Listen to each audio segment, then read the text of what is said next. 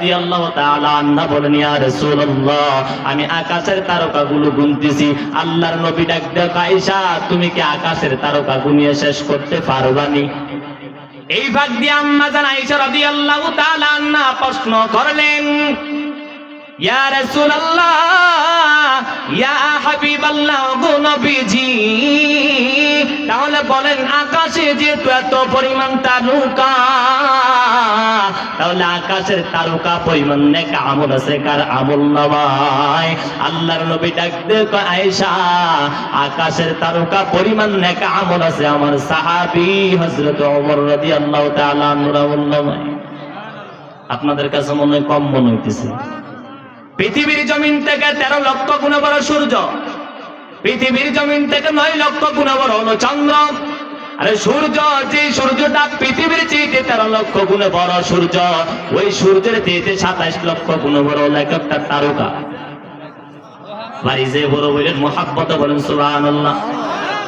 তাহলে আল্লাহর নবী জানাইলেন, হে আয়েশা শোনো, আকাশের তারকা পরিমাণ নেক আমল আছে আমার সাহাবী হযরত ওমর রাদিয়াল্লাহু তাআলা আনহুর আমল নামায়।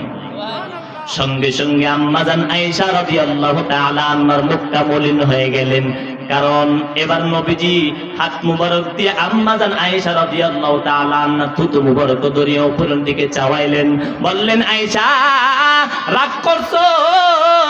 বুঝেছি বুঝেছি, তোমার বাবা আবু বকরের নামটা কেন বললাম না? আল্লাহর নবী ডাক দেয়া কয়, আয়েশা,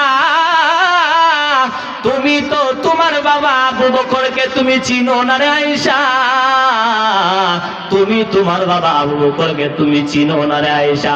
যেই আবু বকর এত দামি এত দামি, তোমার বাবা আবু বকরের হিজরতের রাতে যে আমল করেছেন, যে কাজ করেছেন, উমরের সারা জিন্দেগীর আমল এক পাল্লায় যদি দেওয়া হয়, আর তোমার বাবা আবু বকরের হিজরতের রাতের আমল যদি এক অপর পাল্লায় দেওয়া হয়, তোমার বাবা